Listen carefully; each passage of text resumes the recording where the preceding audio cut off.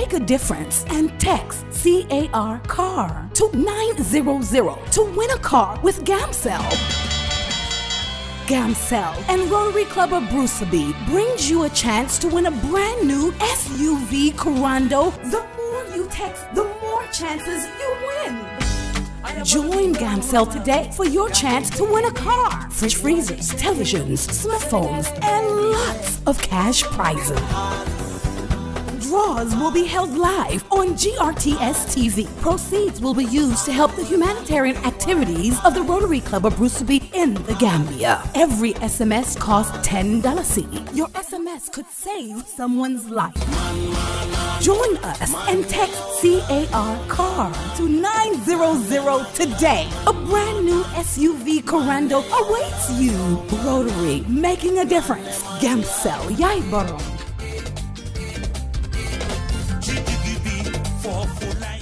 In today's world, everything imaginable is on the internet, which is amazing. And to find anything, it is easy. But that's not the case for Lamin. His standard internet connection is frustratingly slow, unable to focus on important things in life. He can't stream a video or search anything. He is fed up with messages like address is not found, timeout connection, and Internet Explorer cannot find web page. That's when his friend Fatima introduces him to Gamtel. At Gamtel, we provide viable, cost-effective, and sustainable internet solutions to businesses and homes. With our nationwide fiber broadband connectivity through EcoOne Gambia project, you can now say goodbye to slow internet. We provide quality services, blazing speed, and amazing customer services. All these at affordable price. Be like Lamin and start using Gamtel broadband internet today. Gamtel, creating a brighter future in communication.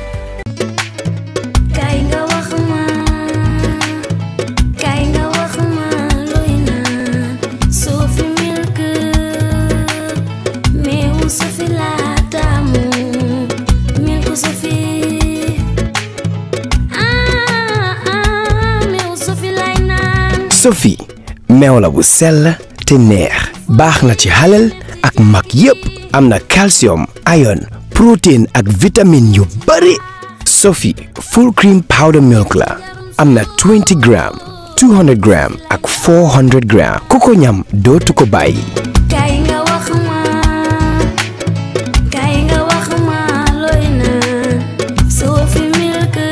Sophie, proudly Gambian.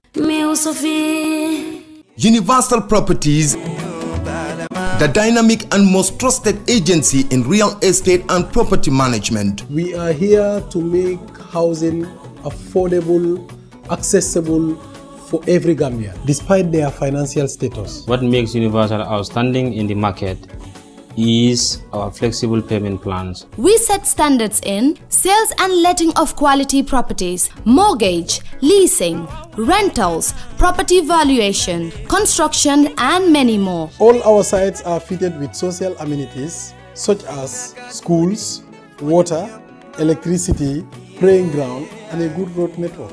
In Sukuta Phase 1 and 2, Jambanjeli, Sanyang, Brikama, Lamin Daranka, and Gunjur coming up soon. Doing business with Universal Properties, it's a very wonderful experience. Universal Properties, FIB House, Caraba Avenue.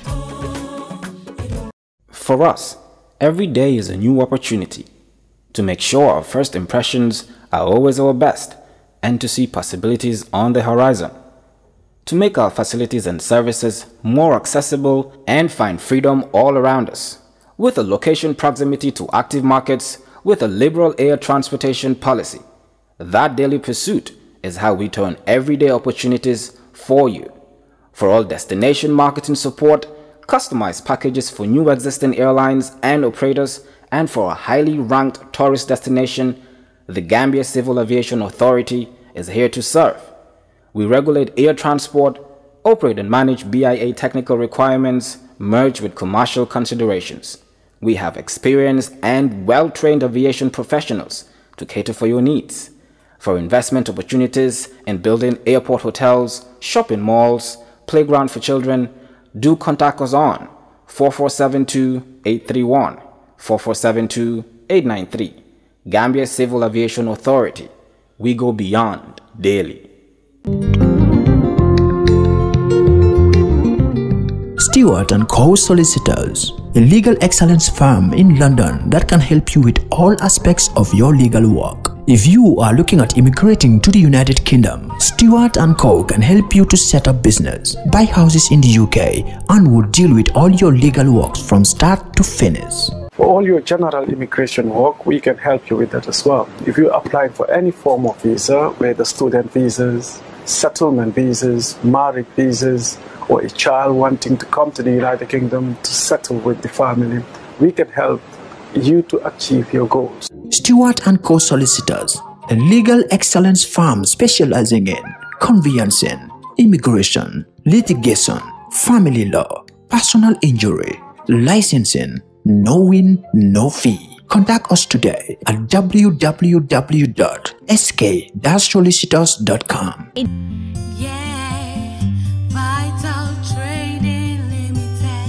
Do you want the best in office supplies?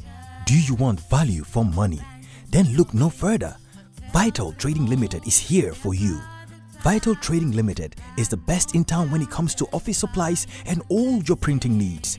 We brand, rebrand, design and print logos, flyers, caps, pens, 3D signboards, neon signboards, envelopes, and many more.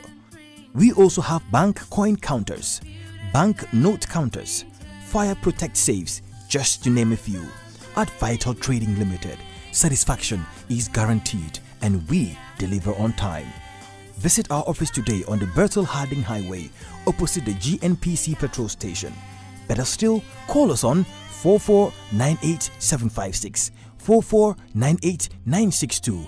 Visit our website today, www.vitaltradinglimited.com. Want the best in all your office supplies and printing needs? Then come! Handle small or big projects with the same dedication and commitment as we do. With a reputation as the leading printing company in the country, when it comes to major projects and innovative solutions, we always deliver in high quality, thus receiving the trust and confidence of our clients. From the moment your order is placed to when it is delivered, we believe in exceeding expectations from the sales manager to the production team, the account manager, and the person delivering your material. We have state-of-the-art equipment and a highly experienced and competent workforce that enables us to deliver top quality work on time. At reasonable prices, we provide our clients with multiple solutions right from conceptualizing, designing, printing, binding, publishing, and distribution. For all your printing requirements, we are strategically located at the Sankumsila Highway, the Gambia Printing and Publishing Corporation. We print what you desire.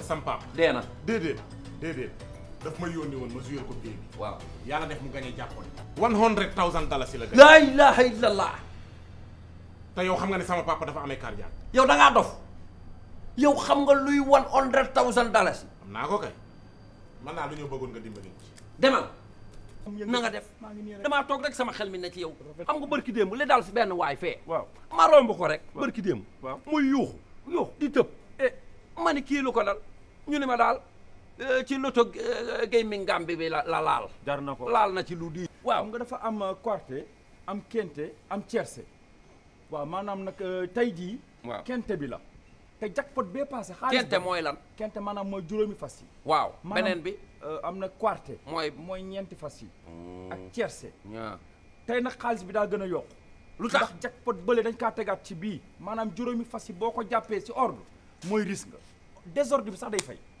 ah bu ma ko jàppoon yooyu moom noonu la demee da ngay dem rek g am na lu ma yaakaar man gis naa seen kii yi kees yu ndaw yi ci biir dëkk bi mais daal dama ni lii moom amul xaalis da nga ciy def sa xaalis day jël wecce rek sànni ko fa xool jëmbat la la ilaha illallah yow li nga wax ni tey ji bu yàlla dogaloon ma gañe ko lu mu gàtt fi mu toll nii boo gañe woon $100,000 waaw lu may def waaw nooy def xam nga yow sama xarit nga waaw damay fexe nga rey say noonu. ci nan. lu mu gàtt $50,000. waay. Thierno. woowee ambulance. lan la lu xew nii sa baay gay dee na. sama papa gay lu ko rey. $100,000 dalaa ne ko boo ma gàññaloon si li ma la yónni dama ko koy jox mu daanu ni sama kaw. man waxuma ko mu waxee woon la ko noonu yow la ko waroon informé ndax yow yaa ko gagné. yaa gagné jàppoon.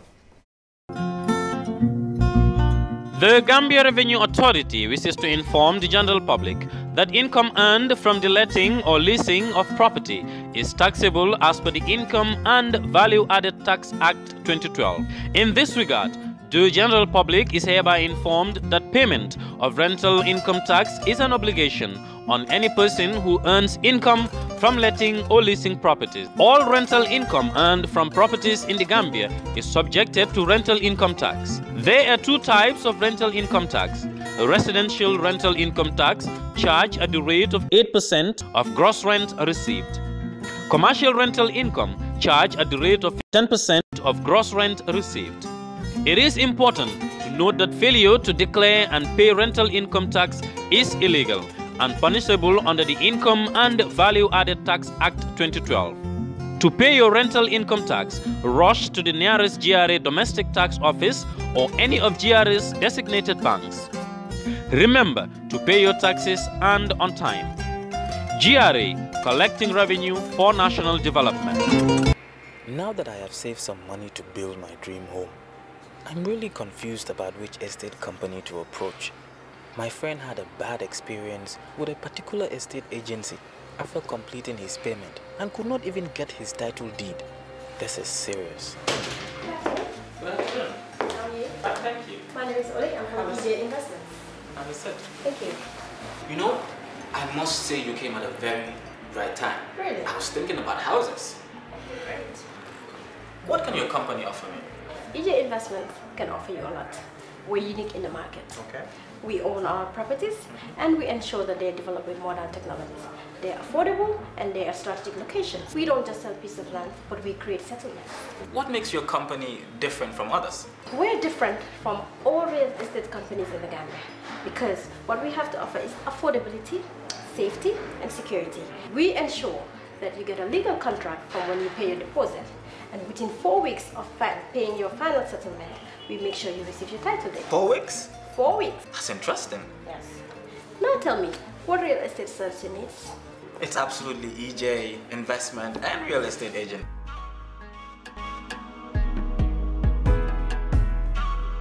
Good evening and welcome to another edition of your favorite show, Kirfatu. Tonight is a great pleasure to be the first media house, of course, to interview the new Vice President of the Republic of the Gambia. As you know, last week, the President, in exercising his constitutional rights, did effect some cabinet changes. The Foreign Affairs Minister, Honorable Ousainou Darboe, has been redeployed as the Vice President of the Republic of the Gambia. And it's a great opportunity for us to talk to him. What is going to change? Is this good for his political career? And there have been so many rumors about his appointment. So Oli, it's a great honor to talk to Honorable Darboe. Honorable, welcome to Kirfatu. Always our constant guest on Kirfatu. And thank you again for hosting us. It's always a great pleasure to be with you. Wow. Yeah. Oli, we are talking to Honorable Darboe. This change, a lot of people say, is very risky for him as a politician. Others say it's a great move. And I think it's going to be interesting to hear his own side of the story. Tonight, that's the subject of discussion. Good evening, viewers. And I would start by saying congratulations for your new appointment. Being a Vice President of the Republic of the Gambia is indeed a great achievement. As Fatu has said, and everyone has said, some people have echoed that this is a great move. Some have said the President has done this to neutralize the leader of the UDP, who is Honorable Ousainou Darboe. Some people have said, okay, they're still doing their tactical alliance. So there's a lot of speculations going on. There's a lot of assumptions that are ongoing. But again, since we have you here, we are definitely sure that all our concerns and our questions would be answered. So welcome to Kirfati again. Thank you very much. Pleasure. We'll try as much as possible to answer your questions. Thank you very much, Oli. Interesting discussion ahead. Honorable Dabo, within the 16 months you've been in Foreign Affairs and then to OVP now last week, so many people said this is a great move. Others say there's no point actually. You've been so powerful. You were next to nobody in this cabinet. Did you initiate this move to be the vice president of the country? First of all, let me debunk the notion that I'm powerful. I'm not powerful. Even the president's powers are circumscribed by the Constitution. So I'm not powerful. And let me say that I was equal to all the ministers in the cabinet. I was not, in fact, a primus inter pares. I was equal with them in every aspect. And the portfolio that I handled exposed me to the world. And I did try to do my best to rebrand Gambia, to ensure that our tarnished image is polished, that our isolationist attitude was done away with, so that we got into the fold of the international community. And the president had confidence in me and entrusted the portfolio to me. Maybe I have not measured up to his expectations, but I've tried to do my best. The issue of being powerful, those are in the imagination of our detractors. And we will not, of course, pay any heed to those distracting statements and actions. We will remain focused, knowing that whoever is appointed a minister is done so solely at the discretion of the president. And I must tell you that I was away in Nouakchott when did this. You know about the UN? I did. I did. I did. Appointment? I a lot did of people know, said, "Oh, he cooked everything and just went to Mauritania." I did not know anything about it. Incidentally, it was the protocol of my protocol, Mr. Jobate, who broke the news to me, because I think the Secretary General called him and told him this news. He broke the news to me, and I was kind of flabbergasted. I said, "But why?" No? And I was told that the Secretary General was going to call me in a couple of minutes. And after about 45 minutes or so, the Secretary General called and said that the President has decided to appoint me as Vice President and Minister for Women's Affairs. What was your immediate reaction? My immediate reaction was that, wow, why me? That was my immediate reaction.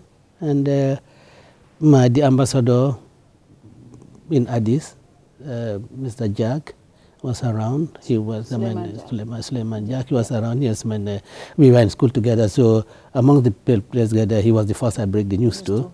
And then also Justice Nasisel Salawada. I told them that this is what has happened, that I have been elevated to the position of Vice Presidency. And after a while, it sank in me, and I was all thankful to God, the Almighty, for giving me the chance to serve under President Adama Barrow in an elevated capacity. Yes, so I mean, but Gambia people talk a lot, So so this is something that they had in their imagination, and I had not the slightest idea that I would be appointed Vice President.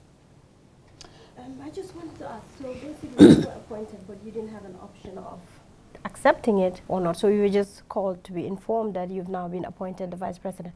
From my little knowledge, I'm thinking, before you appoint somebody, don't you have a discussion about it and then have a thorough discussion, the person accepts and then they take up the position? But it seems like you see, you're right. I mean, yes, there could be, but I cannot imagine who would be called upon to be appointed vice president and say, look, I don't want it. I can't imagine it. In the first place, the person appointing you, is doing so on the basis of confidence. And I think it will be out of place, when a person is called upon to serve your nation in any capacity. It will be out of place for you to say, like, I'm declining it, I'm not accepting it. I mean, there would be such situations, for instance, if on account of your ill health, you don't think you can perform well in that capacity, then you can politely, decline, and and certainly President Adama Barrow, it's a known fact that he was a member of the United Democratic Party.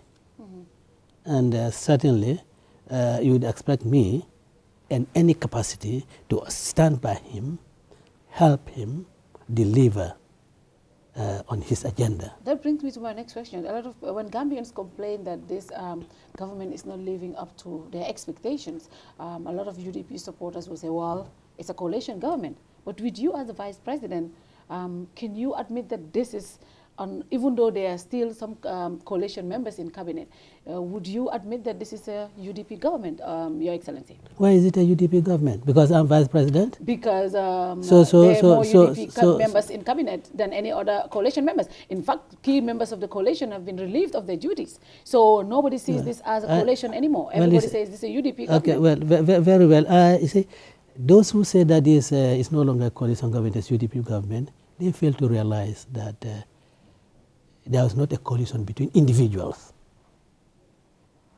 The coalition is between parties. I can be out of cabinet, and yet the coalition government is still on because it is UDP, it's not Ousainou Darboe. Nor is it any individual that got together and coalesced. It is the parties that coalesced. You've never heard of coalition between individuals, a coalition between parties. So I think that is really, I don't know what to say now, it's really very weak, statement, and it's just a way not to really try to deflect people's attention from the real things. I mean, if you talk that the coalition, significant members or leading members of the coalitions are out of the cabinet. Now, yes. Are their parties out of cabinet? Their parties are still in the cabinet. But in fact, one member's party, when he was removed, somebody else was appointed from PPP. And you have James Gomez PPP. So, I mean, it is parties, not individuals. And I think Gambian people should understand that it is not a coalition of individuals. It is a coalition of parties. And nobody should go on a misinformation drive to say that the coalition, has broken away. There's no coalition. I think people should really debunk that notion, and really nobody should really propel that around, for whatever reason. I think you were very right when you said the coalition is between parties and not individuals. But then that will bring me to the case of GMC. Because I don't believe that they still have a party member in cabinet. So if the coalition was between parties, the president, I think, has the right to say, I cannot work with this individual, yes. But then does that not mean that that individual should bring somebody from their party to still represent them as part of the coalition? And in the case of GMC, I don't think we're seeing that happening. And again, one is putting the coalitions, membership of the coalition on as far as positions are concerned, cabinet positions are concerned. GMC, absence from the cabinet doesn't mean that, it's not part of the coalition. My party has publicly stated that he supports the coalition and it's part of, because he understands what coalition, that, is not holding positions in the cabinet or in government that makes one a member of the coalition. After all, we know that Doi is a very significant member of the coalition. From the beginning, they were not in cabinet. Yet nobody saying anything about that. Except yesterday, when maybe 1 or 2 people have existed in cabinet, and then they are saying that cabinet, the coalition has when Doi was not in the cabinet, why we are not saying that there is no coalition government? Wow. I cannot understand these arguments. Opted out. But it's not a question of being opt-in or not opt-in. It's a question of why is it that no one has stated that because Doi is not in the cabinet, there's no coalition government. That's the point I'm making. It's not whether Doi opted or not opted. Yeah. So I just want to ask that. So you want to maintain that it's still a coalition government? Absolutely. Okay. Absolutely. Even without all the absolutely, key members? Absolutely, Yeah. absolutely, Okay. absolutely. Going forward, Your Excellency, Gambians have been very impatient with this government. A lot of people said things have not been working. What will your vice presidency bring to the table to make things better for the ordinary Gambian? Well, my vice presidency will continue from where the former vice president left.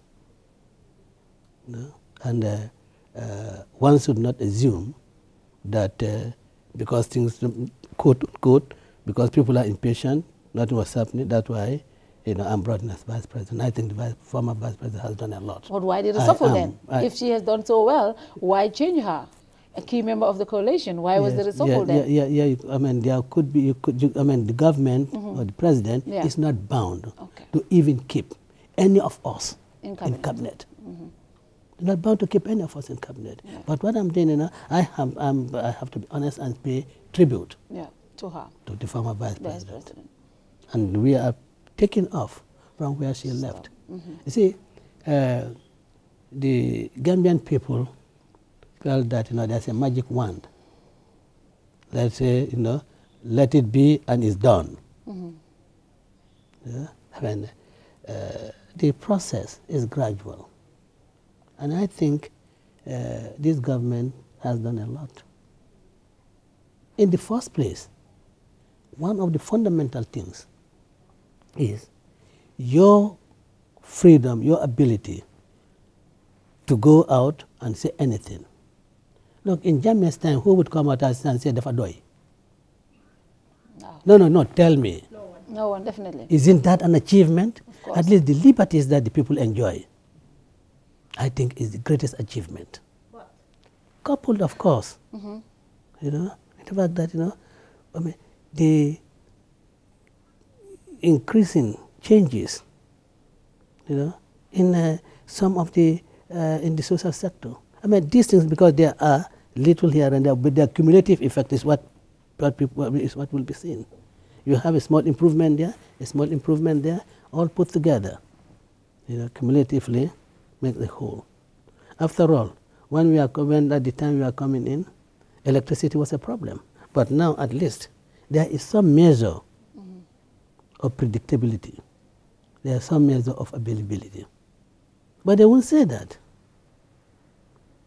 In fact, you had the president when he met the business community. Said, look, we did, this reduction in taxes, not for your benefit, but for the benefit of the common people. So it should trickle down. But people are not talking about that. We had a terrible, economy. Now we are picking up. The economists know this, and they are all applauding the government. It is the seriousness of the government that has led to the international community in pledging 1.7 billion.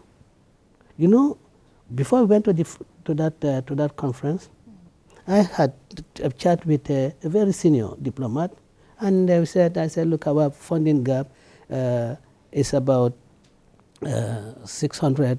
It's about 600. No, we're expecting 1.2 billion. I said, well, I think if you have 0.5 billion, you'll be happy. Yeah. Half a billion. And you came back. And you came back triple that amount. Yeah. But it is the seriousness of the government that has led to that. The hard work put into that document and its manner of presentation. And of course, apart from that, there are other drives to make this economy work. Look, We have, because of the environment created by this government, I mean, cotton production is going to start in Upper River. Varieties of cotton being brought in. Cotton production is going to start in Upper River, and the cotton ginnery in Basse is being maintenance and put at work. Yeah? These are things that are happening. You see, we are not a government that go to television and say, "Aliaje no." We'll do our things quietly because that is the mandate given to us. We don't have to go to the Gambian people, pound our chest and say, "This is what we are doing. We are going to do it," because that's what we have in mind. Why should we go and be blowing our trumpets? So we are not doing that. We could do that too, but we are not doing that. And let them go on saying that we have not done anything. Well, we feel convinced that we have done something, and the ordinary, reasonable person feel that they have done something. What is the interest rate at the banks now? When we are taking over, it was more than 25%. Now it's gone down to about 13%. Yes. What does that show? It shows that economy is buoyant. The economy has picked up and is working well. But these are things that they wouldn't talk about, and of course I can understand, and of course they're impatient. Because expectations were high, Your Excellency. When you took over, Gambians were yearning for a lean government. As the head of the government, Vice President technically is the head of the cabinet. And there's been a lot of confusion between cabinet ministers, which frustrate a lot of people. Going forward, is this going to be a thing of the past? One cabinet minister says this, another says a different thing. That doesn't help the government. I don't understand. No, sometimes you see one cabinet minister does something and the other minister comes with a letter refuting, or one says this, another says that. That has been a thing of the past. Is there not been a coordination among cabinet? Are you meeting frequently? Why is something like that? Is this going to be a thing of the past? As far as I know, cabinet meets every Thursday. Mm-hmm. So why were you having those kind of issues? I cannot recall where ministers have been speaking at cross purpose or have been contradicting each other. I can give one example where the former finance minister was allegedly had issued a contract to obviously the finance ministry issued a contract to one company, and the former information minister brings out a letter saying he was not in the loop. Those kind of issues, when those things go out to the public, there it affects our confidence in our public officials. That is just one of them. I'm not sure if the finance minister issued any, and I'm not sure if the finance minister issued any contract. I think it was the letter we saw that came from the communication. Yeah, and I'm not sure if the finance minister ever issued any contract. I mean, as far as I know, contracts. Land ministries, really discuss the issues of awarding contracts, and invariably they do come to cabinet, and cabinet expresses a view on it. What views those are, is left to cabinet. But I do not think that the ministers have been issuing, contradictory statements. On issues. I cannot really call that. But then, if it does happen, and one feels that these are contradictory statements, I think it would depend on how the individuals who are receiving the statements, how they interpret it. Because your interpretation of my statement would be different from my interpretation. You're bringing law into I'm not bringing any law. I'm not bringing any law. But you are a communicator. You know. When you impart, when you communicate, the receiver, it's what the receiver makes of your statement. Yeah. You know that very well. Yes. So I'm not being loyal at all. You're being a lawyer here. Yes, you've mentioned about the economy, which I believe we need to applaud the government for that. But there's a great outcry in terms of health and education. It just seems, to me, it's one of the most areas that I think and I believe government should prioritize. But it's just, especially our health system, it just seems to be put on the side under the carpet. I mean, again, you said you would not beat your chest and say we've done this. So it's one of those things that you're doing so well and you're not beating your chest and we don't know about it. So maybe you can tell us more about it. But I have another question that I want to ask. People are really talking about great nepotism that is happening in the government and party affiliation. People believe that when you were in foreign affairs, most of the positions went to UDP supporters. People believe that other cabinet members too, the appointments that they were doing or people that they were working with, there's a great nepotism going on. So now, you now being the vice president, what assurance can you give the Gambian people that that is not the case, or if it is the case, you definitely have policies and structures to ensure that every Gambian, regardless of your party affiliation or your tribe, your gender, or who you're related to, if you are qualified, there's a job waiting there for you. All you need to do is go through the proper channels, apply, and get the position. Again, it is views of people, opinions, and of course you have made specific reference to the Minister of Foreign Affairs. There have been appointments, and let me say, in the first place, any government would appoint as his representatives abroad those people in whom it has confidence that they will pursue and promote its foreign policy agenda. Why do you put in someone as your representative abroad when you cannot rely on the person to promote your foreign policy agenda? Why do you have to do that? But let me say, most importantly, as far as the Foreign Affairs Community is concerned, I will give you names of the ambassadors. Now, when we came in, Ambassador Tenemba was in Brussels. And I do not know her political affiliation. Yeah. And I said, because I know of her competence, and I said we should retain her. Ambassador Tangara, everybody is crying, she's APRC, that. But I didn't care whether he was APRC. I was concerned about ability to deliver, competence. And I recommended the president that we should retain him. What is nepotic? Well, you know, they won't tell you that. Ambassador Bojang in South Africa, he was Speaker of the National Assembly. Everybody knows him to be APRC. Why are they not saying that? No, it's the nepotism that they are saying. You see, I didn't need Fonyi to appoint. I didn't need Ambassador Boja in order to make any inroads into Fonyi's. I mean, I was gradually, making inroads into Fonyi. We believe that this must be a government of all Gambians, and the Jolas. I say, if I looked at that, look, we don't have a Jola in any position of prominence. So we should have Ambassador Bojang. And, is that nepotic? He's APRC. Now, Ambassador High Commissioner Blaine in UK, I don't know his political affiliation. I know his competence. He worked at the UNDP, resident coordinator, I believe, in Liberia. And he served in UK as in the High Commission, and he was a fine diplomat. Yeah. Now, Ambassador Tal in Abuja, of course, it's known that he's UDP, but then, do I dispense with the service of a competent person because he belongs to UDP? Tell me who is more competent than Ambassador Tal. No, I challenge all those people. Who is more competent than him? What is nepotic about that? Ambassador Jack, an accomplished diplomat. What is nepotic about that? Now let them tell me.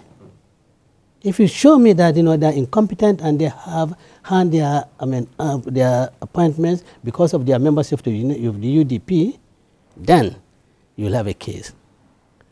Well, let them. We'll let them go on with that. But I challenge them. In fact, a lot of things that people also criticize you and the president for is recycling former Jammeh officials. For example, during this cabinet reshuffle, we have seen key members of the former regime. I personally have said, if they're competent, if they have not involved in gross human rights abuses, if they had not been corrupted or being corrupt or even named in serious financial allegations, every Gambian should be given chances. But a majority of Gambians, including your supporters, say, why do we have to recycle these people when we have other competent Gambians?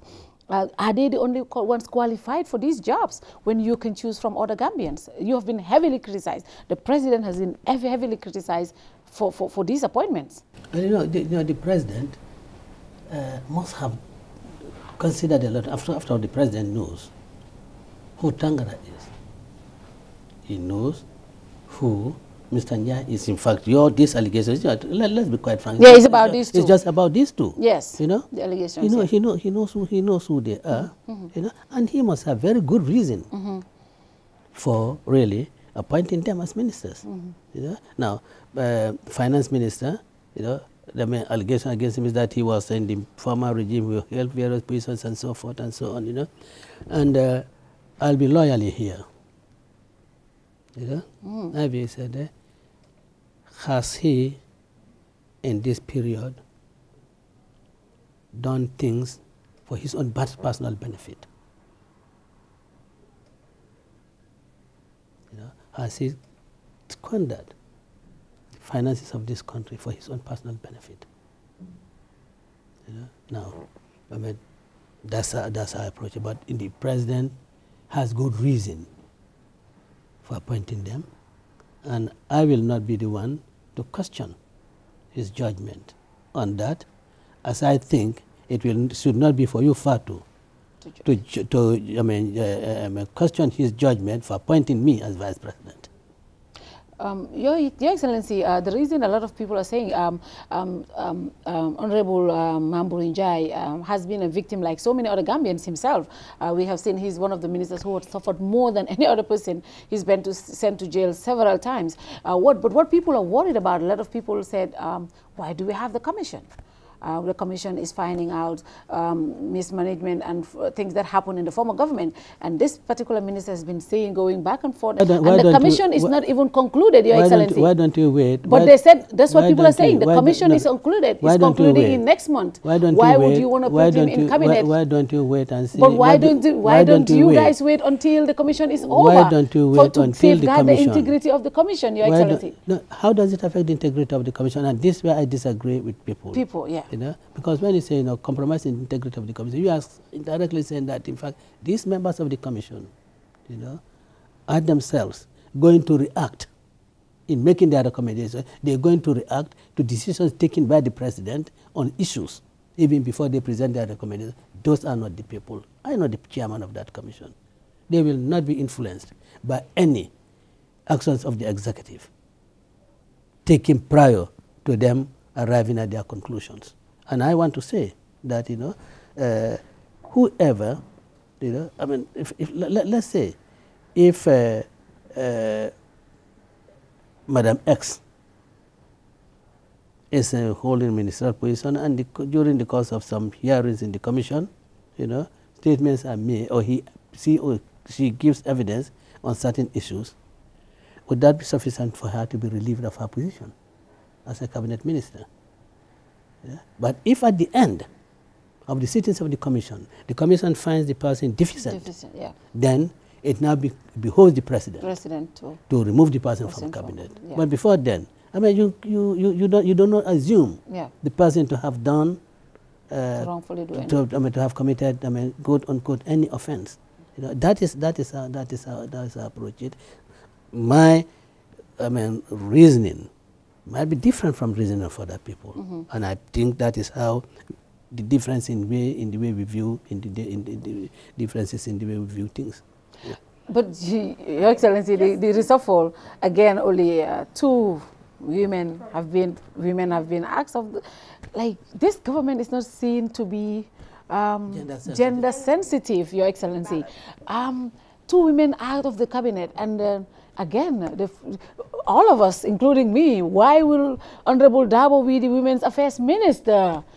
You know, why don't you separate? Why don't you advise the president to separate this ministry and give it to a woman? Let me tell you why Mr. Dabo is Women's Affairs Minister. Mr. Dabo is very sympathetic to women's cause. There's absolutely no doubt about that. Absolutely no doubt. Honorable, and what a lot of feminists and people say. But then again, you know, yes, I am an advocate of women being at the center of decision making. Yeah. I'm a very committed advocate of that, you know. But again, you know, the prerogative of the president to appoint, you know, is not circumscribed by consideration of sex.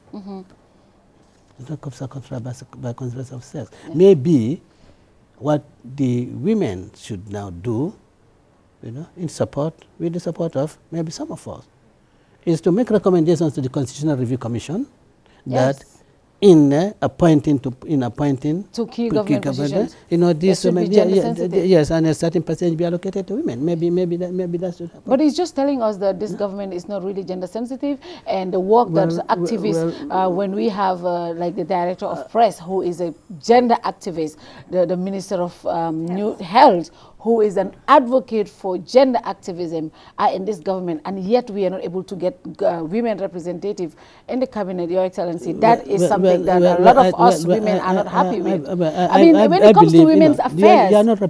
I don't think you represent.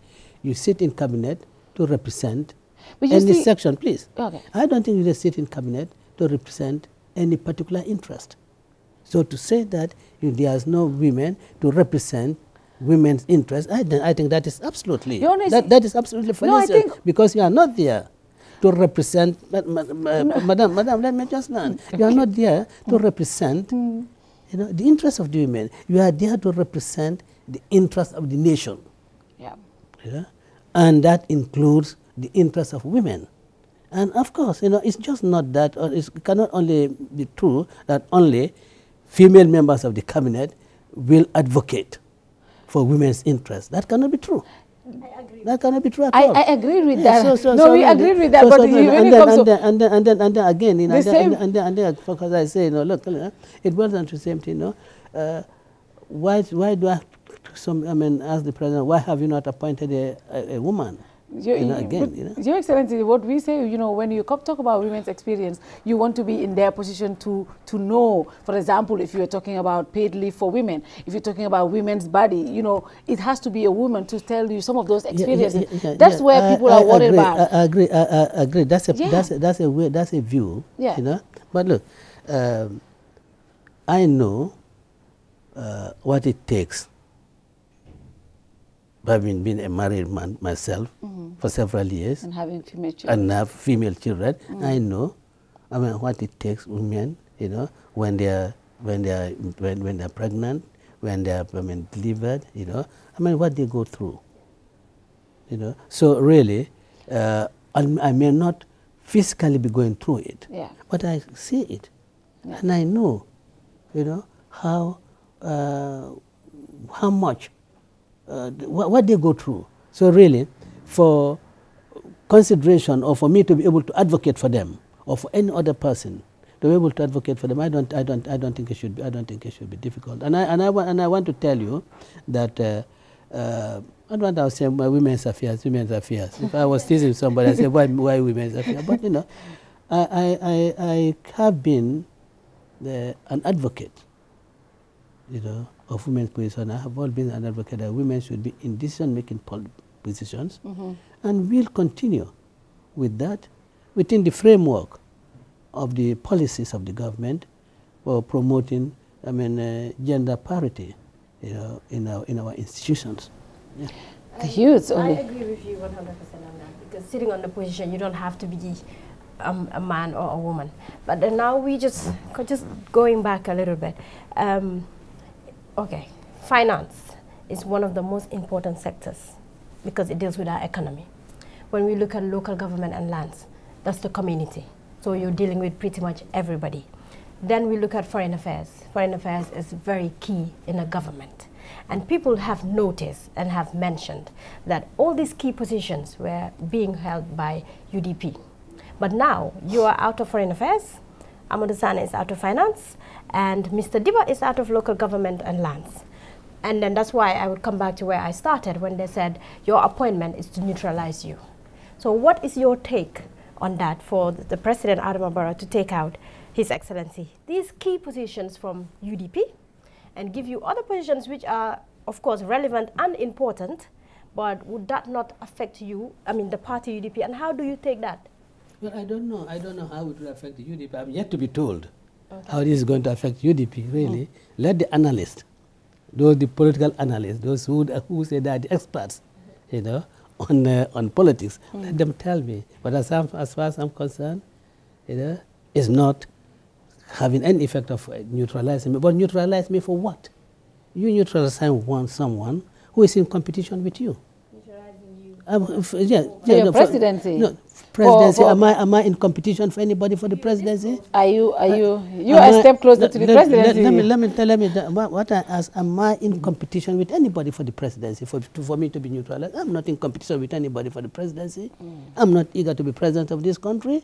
Why should people be talking about an event of 2021 in 2018? 2021? You know, in 2018. Whatever you know, in the difficult circumstances that we have come from, should we not be addressing those issues and forget about this issue of who will be president in 2021? You know? And again, you know, I say, no, who am I in competition with anybody? Who is in competition with me to be president, for me to be neutralized? If you're talking of really positions, look, I think the Minister of Agriculture is quite an important ministry. You know, you are dealing with the Gambians, with my mother, with my uncles, who go to the furrows and to the farmlands, you know, working hard. These are the people I are dealing with. The majority of the Gambians, from Bakau, with their narcos, all the way to Koina, you know, in their rice and goose fields. You know, you decide, and they will be working hard to ensure that there is an improvement in the living standards of these people, average or the ordinary Gambians. What is important about local chiefs and land? Land is very important. Well, land is important, but of course you must realize also that, you know, you go to Lamen, they have their land. The Minister of Local Government cannot do anything about that. They have their land. You go to Bansan, we have our land. Government can only come in when the land is needed for public purposes. Yes, and then we'll be adequately, we'll be compensated. You know? So, but all this issue of really, this high-profile ministry, that's a high-profile ministry, and Mr. X has been moved there, Mr. Y. All ministries are important. There is no single ministry that has greater importance than other, except the presidency, because the presidency is the alpha and omega. That's the one. You know? So with that, you know, whether you are in the Ministry of Health, you know, again, you know, whoever is in the Ministry of Health, you're really dealing with a very important sector of the community, and really, you cannot downgrade it, you know, because it is a Minister of Health. Yeah? I think it's wrong. But I want all the political analysts to tell me how we have been neutralized and what competition is there. When a lot of people say, you know, when you were Foreign Affairs Minister, you did a lot of campaigning. You go crisscrossing the country to seeking votes. As the Vice President, you should be very neutral. You should not be campaigning, Your Excellency.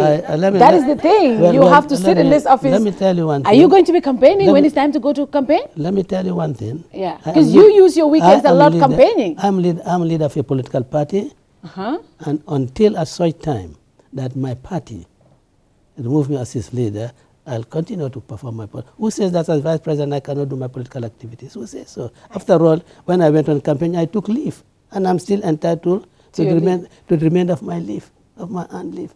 So that doesn't stop you from. Who says so? Wow. Who says so? I'm a politician, I'm leader of a political party. And my appointment doesn't say that I cannot go embark on my political activities. After all, I think I'm in this coveted position because of political activities.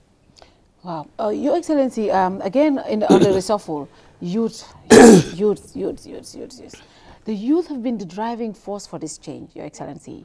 On that fateful day when you went out to demand for the body of Solo Sandeng, when you were arrested, even though you were in jail, it was the Gambian youth and women who were out every single day to show solidarity personally to you and your party. To effect this change, when the impasse happened, the youth wanted to go out and take the presidency away from the former government because they felt that they empowered their own president. They voted in a new president. They were front center of this change. And today, the youth are feeling like this presidency doesn't really give a lot of attention to them. We have not seen any youth in this cabinet. The president appointed youth advisors. And Your Excellency, the noise out there is, you have abandoned us, the youth. It's just you people. Are you going to sustain that when it comes 2021, as you claim 2021, even though people say it's 2019? But the youth, Your Excellency, the youth. And, honestly, we have competent youth in this country. We appreciate. I personally appreciate the enormous support that I received, particularly from the youth of the United Democratic Party, during those trying moments, from 14th of April up to the 5th of December, 2016. I'm very grateful to them, and we acknowledge their contribution, just as we acknowledge the contribution of all other sections of the society. And obviously, we cannot be, and we are not oblivious to their immense contribution. When you talk of the youths feeling that, quote unquote, let me use my own words, feeling abandoned, it's because the way you see it, and the way maybe Oli also sees it, maybe different from the way the other gentleman sees it. Now, I know as a fact that schemes have been put in place for youth to benefit from. We know of the YEP. We know of that. We also see how our Minister of Tourism has marketed the Gambia in the past months.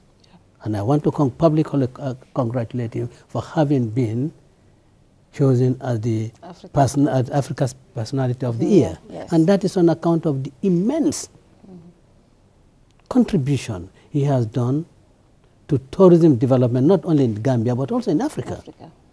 Yeah. Which I think is really a great achievement on the side of this government. And of course, the number of tourists has increased and is going to increase. And that you have the tourist season going on for 12 months of the year. And you know that in this industry, it's not the 50, 60-year-olds that get employment in these places. Yeah. It is the younger people, those we describe as youths. So we are trying to do things, but in a well-ordered way. And of course, I can understand, in fact, when you talk, sometimes when you talk of the plight of the youth, it's mainly those who have gone out the back way and the back way returnees. And this is why, the YEP has been put in place to cater for those people, And I want to believe that youths are now being convinced that getting involved in the country's main industry, agriculture, is paying and is capable of paying better than a government job. And I can assure you that up country, you go to the Cairns, you find aquaculture being carried on by the youth there. In other parts of the country, youth mobilizing themselves to have their own farms. Yeah. So, but the issue of whether the issue is whether a youth should be whether a youth should be in giving cabinet. a role model. You know, when Malaysia recently appointed a 25-year-old into cabinet, Absolutely. you know, that is laudable. Absolutely. That is something other young people will look up to and say, hey, if this guy can, if this Oli can sit in cabinet and represent me, I can also be better than that. Absolutely. You know, people and government, that's what people do to encourage young people. Let me tell you, and we have not seen that in cabinet. Even the youth advisor to the president, Your Excellency. Yeah. You know, all of these things, we have no issue appointing somebody older and as a youth advisor. But if you have two advisors, let one be a younger person to give you what we talk about in the bantabas, when we sit at the booths, what we discuss about.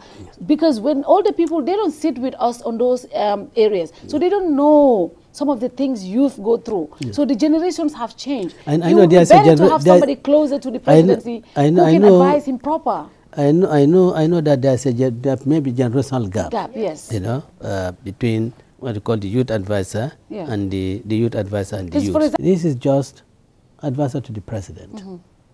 But you do have the National Youth Council, which is advisor to the government, and is headed by a very dynamic, articulate young person, and whose views are never discarded by government, because you find that statutorily, by act of National Assembly, he is performing his functions as head of the National Youth Council.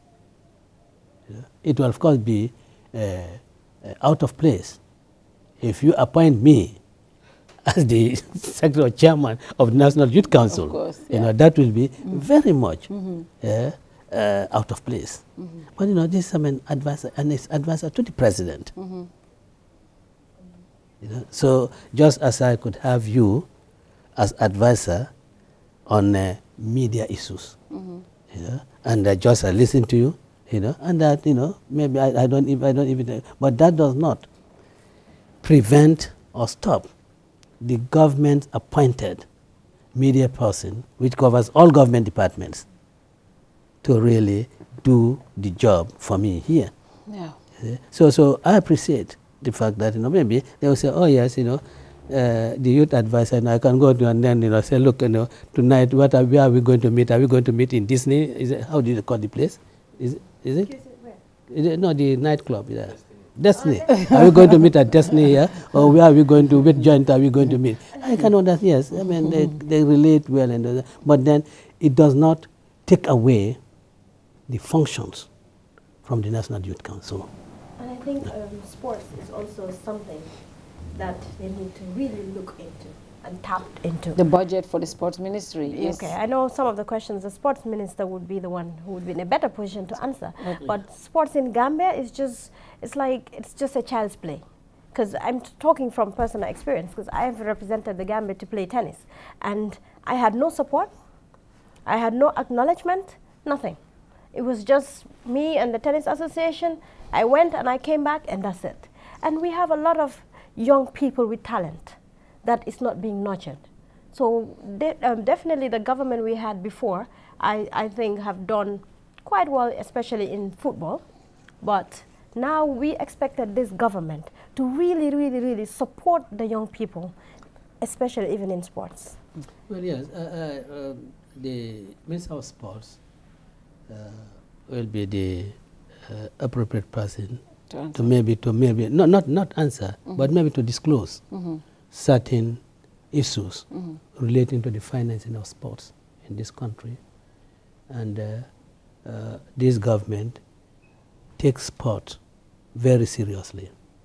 There are members of the cabinet who are very closely associated with sports of various various facets. You have those who are closely associated with football, those closely associated with wrestling and so forth. And we all feel very passionately about the state of sports in this country, particularly football. And we all realize that it is expensive, and really having regard to the budgetary situation in the country, means some other means have to be devised in order to fund the activities of this sporting association. But I think it will be appropriate for the Minister of Sports, to really, go into details. But what I want to say is that it is a matter that has attracted the urgent attention of the government, and it has been discussed at a very high level, and steps have been taken, not to ensure that we do not only provide the funds to enable you go to Sierra Leone and take part, in competitions there, but also to be able to train you properly, so that you become an accomplished sports person. Honourable Minister, a lot of people are yearning for a lean government. The OP, that the Office of the President that hosts OVP, is bloated. Are we draining the swamps to bring order to OVP and OP? Are we? Well, let me say now, I'm here just three days. I'm here just 3 days. I've come over from foreign, so I have to see what the staffing situation is like here. But let me tell you that the president's budget has been reduced by 75%. I want to come there. The president's budget has been reduced by 75%. It's 1/4. The National Assembly we were the National Assembly. Yeah. Just the first quarter, the presidency has almost exhausted their budget. Well, yes, but then, so what happens if the presidency has exhausted their budget and it's not even half the year? What happens? If the president's budget is exhausted, because that would have taught us a lesson. Because just thought like, look, I think the budget, here is a lot, so we have to reduce. Because OVP. That's the office of office of the president. No, office of the because a lot of things, expenditures, we are really done on matters that you can do away with. And that informed the president to insist that the budget in his office should be reduced, at least especially the household should be reduced by 75%, which nobody is talking about. Of course we did. We applauded the government for that. We applauded the government. We said for the first time. When we said for the first time, that's a great initiative. But what we are saying is certainly it's going to be a tradition. It's going to be a tradition. Now, you say now it has been halfway through. First quarter. First 3 months. No, that is going to teach us a lesson. When we reduce the budget, one that is allocated. Should we strictly abide by the budget? And that going to judiciously manage it, so that we know it's not exhausted before the next financial year. It's a learning process. It's a learning process. Still then what happens, because the presidency cannot go without a budget. So once they exhaust their budget, do we go to Parliament and say approve for more money, or it's a learning point, yes? But how would you mitigate the issue? Well, we'll rely on the advice of the Minister of Finance. Okay, yes, the Minister of Finance. Your Excellency, your predecessor, Honorable Fatoumata Jallow Tambajang, our dear mother, who is a friend, a close person to you as a person and also as a politician, was relieved of his duties. Do you know the reason for his removal? And if you know or if you don't know, this government, anytime they dismiss somebody, they said he's been redeployed to the Foreign Service. So is this the new norm for this government? Instead of saying you are dismissed, we'll say you are redeployed. That happened in Maifati's case. It happened at the former CDS, and now the foreign minister, the vice president. Is that the new norm? Is that the new way of saying you are fired? You have been redeployed to Foreign Service, Your Excellency? Well, the first part of your question, I do not know the reason. And I don't want to find out the reason. I think if anyone should find the reason, maybe it should be Madam Tambajang. Yes, I don't, because why should I be inquisitive? You know, poking my nose into something that I should not. I mean, that will be at the height of indiscretion. Yeah?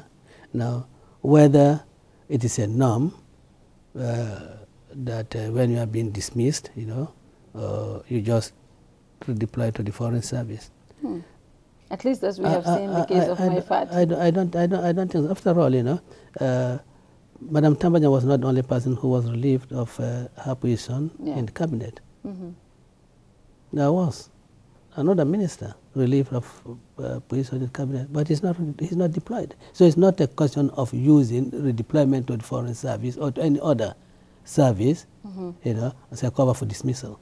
Or relief, not dismissal, of being relieved of his position. So, I mean, well, it's thought that, you know, that's where you probably have, you know, you want to again, you know, given the opportunity to serve your government in another capacity and promote the welfare of the citizens. It is not unusual for cabinet ministers to be appointed as ambassadors. It's not unusual. It happens. It happens throughout the world. Yeah. Gambia, I mean, so it's not something that is new. It happens throughout the world, you know. So, and of course, it depends on the individual whether or not you want to accept.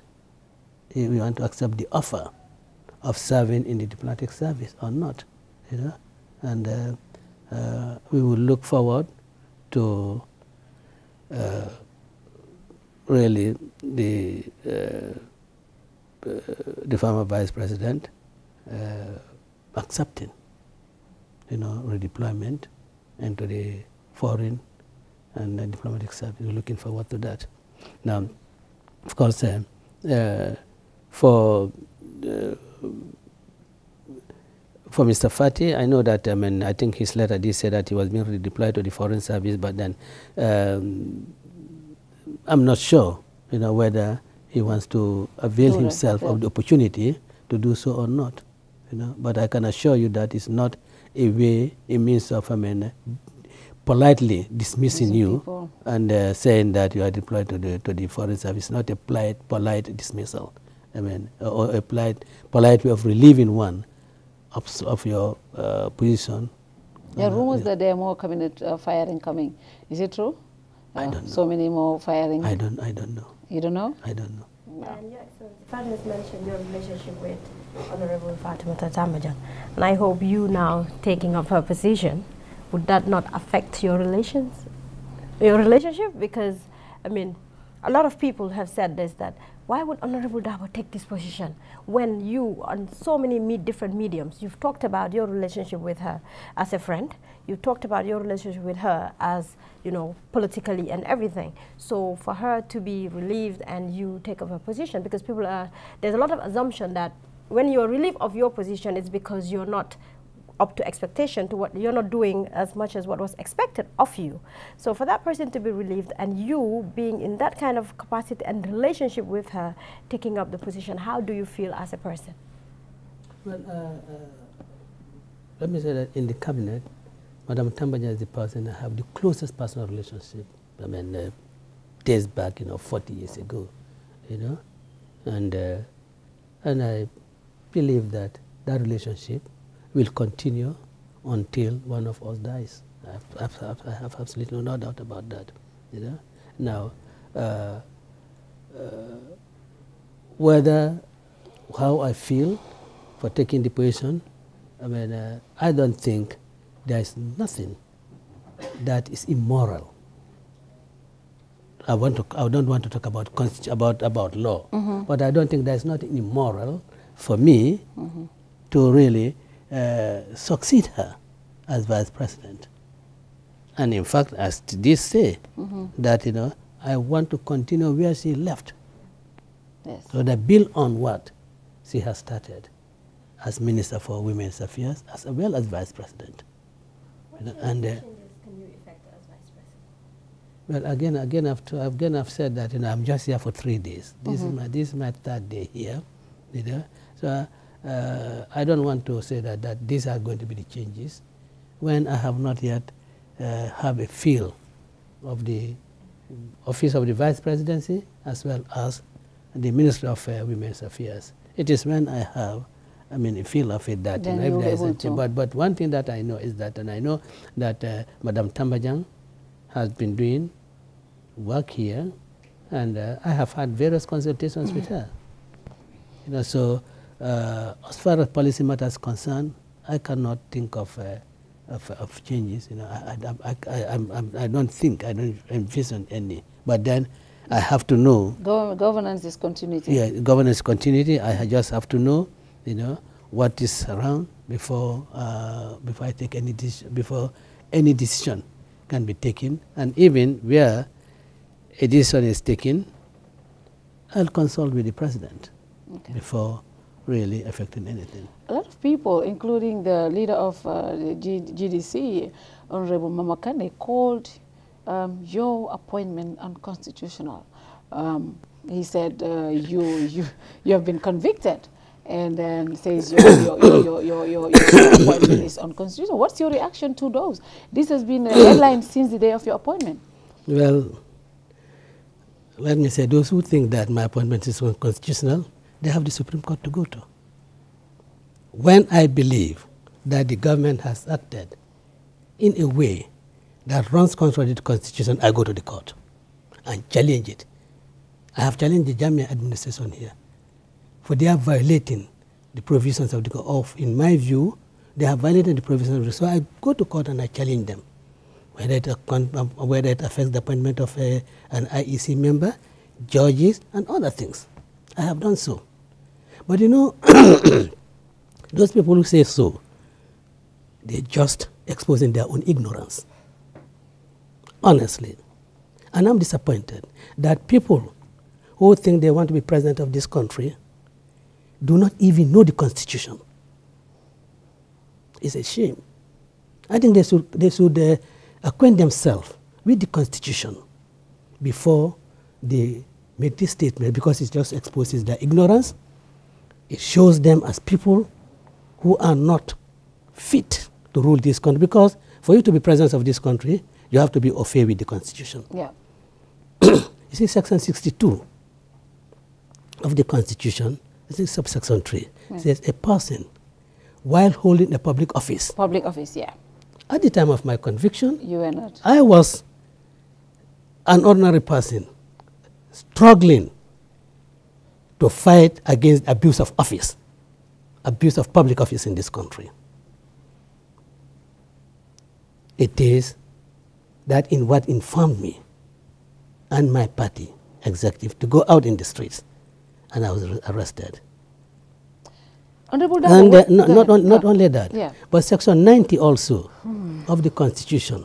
In fact, Section 62 says that, there's a provision that says that for you to be qualified as to contest for presidential elections, you must also be qualified to contest elections as a member of the National Assembly. And they have Section 90 of the Constitution that says that a person, disqualifications, a person who has been convicted of offense, carry life, sentence of death, sentenced to serve a prison for more than 6 months, is not qualified to contest as a for election as a National Assembly member unless you have been granted a free pardon. I was granted a free pardon by the government. So, you know, because they do not know the Constitution and they do not bother themselves to acquaint themselves with the Constitution, that is why they go about exposing their ignorance, and let them continue to expose their ignorance. We will not respond to that. Let them go to the Supreme Court. I'm waiting for them there. Whenever you talk about this,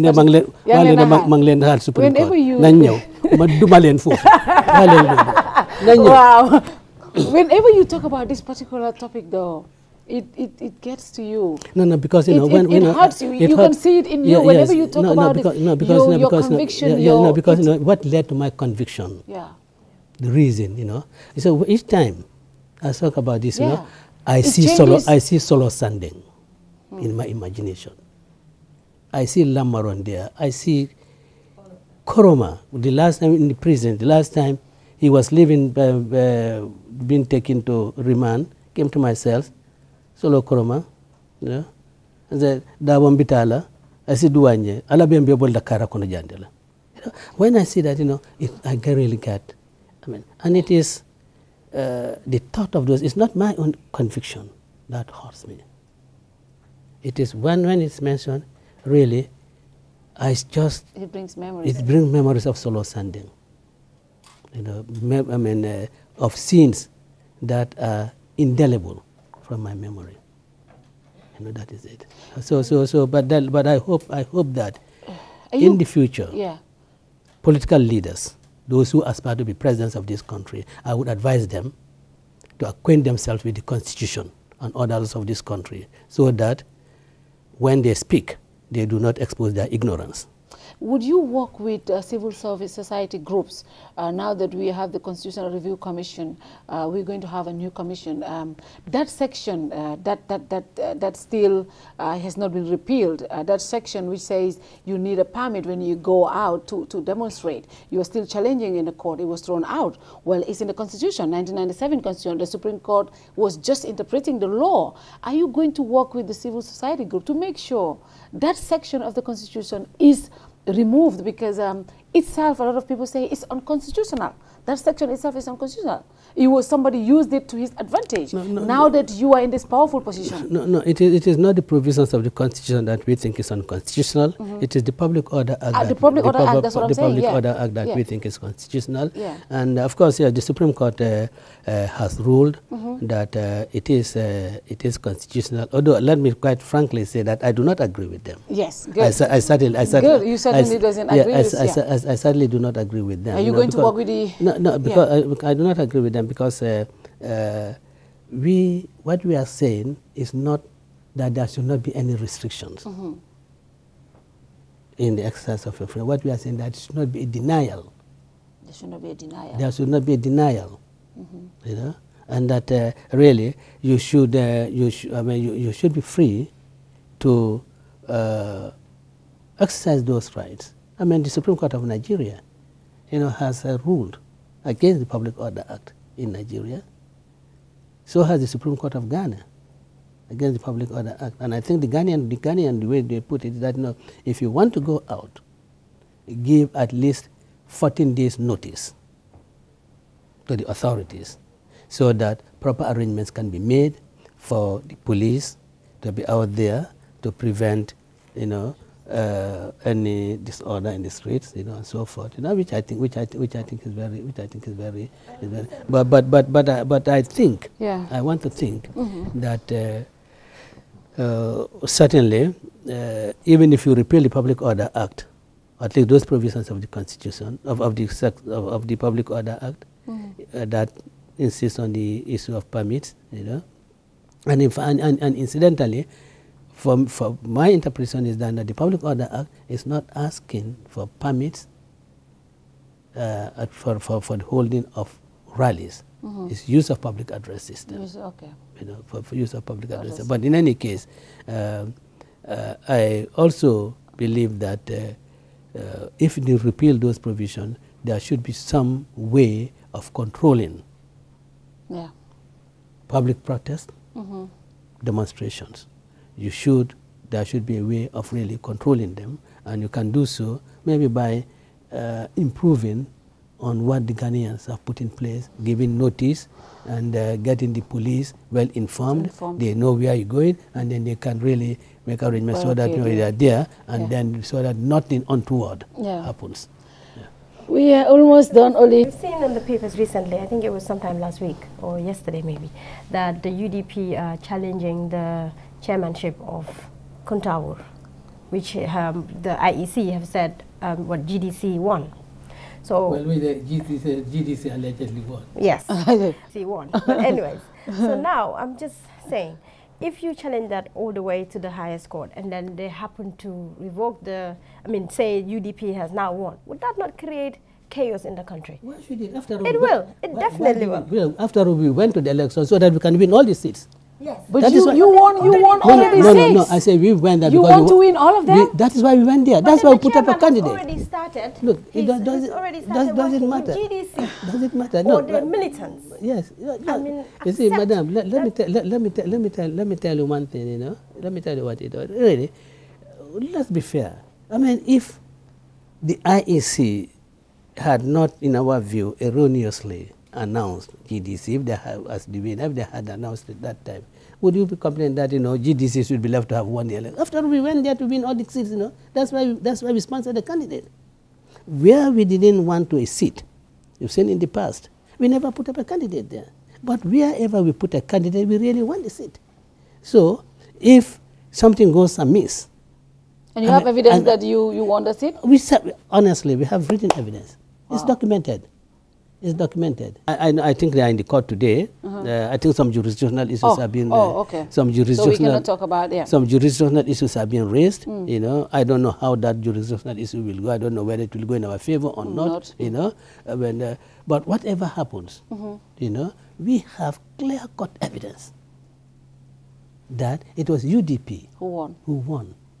The 43 votes that GDC was alleged to have won was UDP's votes. If I know it was a mistake in the transposition of the figures. Yeah, of the figures. Wow. That was it, and not in that. And that is why, because we knew that it was a mistake. That is why we do not accuse the returning officer of the IEC of, doing something, you know, contrary to the laws and so forth. Yeah. So we will follow that up. Thank you very much, Honorable. Okay. Final questions. They say, you're one step closer to the presidency. President Barrow will serve for 3 years, and then he will give you as the acting president for the next 2 years, and then Darboe's ambitions are fulfilled. All he wants is to be the president of the Gambia, and then he becomes president for 2 years, and Barrow comes back again and be the flag bearer of UDP. This is what political analysts are saying. Are you that close? Are you our next president in waiting? I've told you that 2021 should be a matter to be discussed in 2021. Now, we want to address the burning issues facing this nation. Wow. Now, you say 3 years. Yeah, I have told you in this medium. No, 3 years. That I believe in law. I believe in the Constitution. The Constitution says you go to the polls and elect a president for 5 years. The Gambians have gone to the polls and elected a president to serve for 5 years. That president has a choice, of course, to serve only 1 year and resign. But my position is that nobody under this earth, under this sky, can tell Adama Barrow, you must tell them because you have to serve 3 years. So definitely 5 years. That is my view. That is my view. That is what the Constitution provides for. But if he chooses to resign, and Darboe becomes the president, why should Darboe become the president?